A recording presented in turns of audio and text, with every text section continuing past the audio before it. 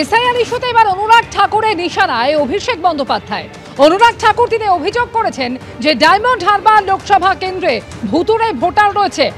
দেখুন, অনুরাগ ঠাকুর অভিষেক বন্দ্যোপাধ্যায় ডায়মন্ড হারবারে 4 বছরে ভোটার বৃদ্ধির কথা বললেন 15%, আর দেশের প্রধানমন্ত্রী নরেন্দ্র মোদী বারাণসী লোকসভা কেন্দ্র সেখানে 2019 থেকে 2024-এ ভোট বেড়েছে হচ্ছে 12%। তো নরেন্দ্র মোদী স্বয়ং দেশের প্রধানমন্ত্রী, তার এলাকায় তার লোকসভা কেন্দ্রে তো 12% ভোট বেড়েছে। দ্বিতীয় কথা হচ্ছে, ভোট বৃদ্ধি নিয়ে তার যদি এতই কনসার্ন হয়, সেই কনসার্নটা মহারাষ্ট্র ইলেকশনের সময় দেখা যায়নি কেন? যেখানে 4 বছরে ভোট বেড়েছিল 30 লাখের কাছাকাছি, সেখানে ভোটের আগে শেষ 5 মাসে ভোট বেড়েছিল 41 লাখ। সেই ভোটগুলো কাদের ভোট ছিল? সেটাও কি বাংলাদেশ থেকে এসেছিল, না পাকিস্তান থেকে এসেছিল, না শ্রীলঙ্কা থেকে ঢুকেছিল? আর সেই ভোট বৃদ্ধির পরে তো হেরে যাওয়া মহারাষ্ট্র, যেটা 6 মাস আগে বিজেপি এবং তাদের জোট সঙ্গীরা গোহারা হারলো লোকসভা নির্বাচনে, 5 মাস পরে 41 লক্ষ ভোট বাড়ার পর সেটাই হৈ হৈ করে তারা জিতে গেল। তাহলে ডায়মন্ড হারবারের দিকে তাকাতে বলার আগে বারাণসীর দিকে দেখুন, মহারাষ্ট্রের দিকে দেখুন।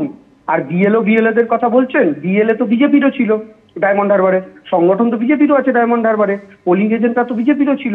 তারা কটা বুথে রিপোল চেয়েছিল ভোটের সময়? তারা কটা complain diamond Harbour officially launch করেছিল ইলেকশন কমিশনের কাছে? কটা বুথে রিপোল চেয়েছিল? ফলে এই সমস্ত হাওয়াবাজি করে লাভ নেই। 7 লাখ ভোটে জেতার যে থাপ্পড়টা, সেটা ওদের গালে যে পড়েছে, সেই ব্যথা এখনো টনটন করছে। সেই ব্যথা থেকেই এরা এখনো ডায়মন্ড হারবার নিয়ে পড়ে আছে। ডায়মন্ড হারবারে 301টি বুথে 15% ভোটার বৃদ্ধি হয়েছে। গত 4 বছরে এই ভোটার বৃদ্ধি হয়েছে। সেখানে সবকটি আসন তৃণমূলে জিতেছে। ফলতায় 17%, বিষ্ণুপুরে 52%, মহেশতলায় 89% এবং বজবজে 32% ভোটারের বৃদ্ধি। অভিষেক বন্দ্যোপাধ্যায় একটু দেখুন ডায়মন্ড হারবারে কি হচ্ছে, এভাবেই কটাক্ষ করেছেন অনুরাগ ঠাকুর।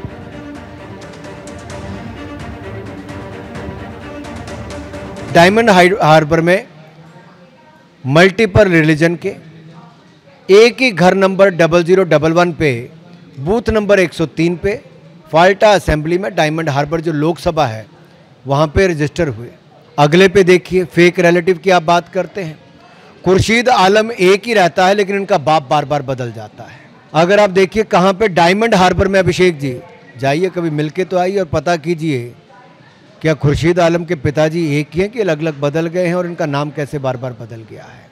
मास वोटर एडिशन की बात करूं, 301/1724 में से 301 बूथ में डायमंड हार्बर में 15% वृद्धि हुई है पिछले 4 सालों में, और सारे टीएमसी ने जीते हैं।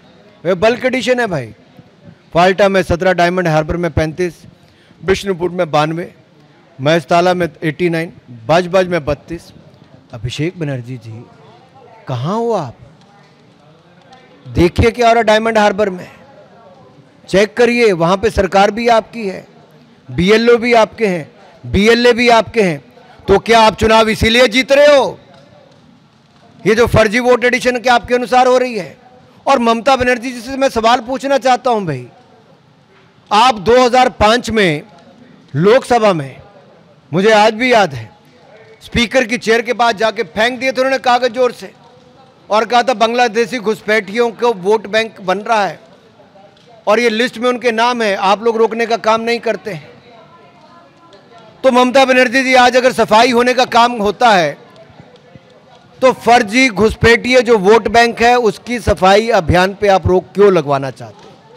क्या तब आप दिखावा करते थे और आज घुसपैठिए वोट बैंक को बचाने के लिए ममता बनर्जी जी घड़ियाली आंसू बहा रही हैं?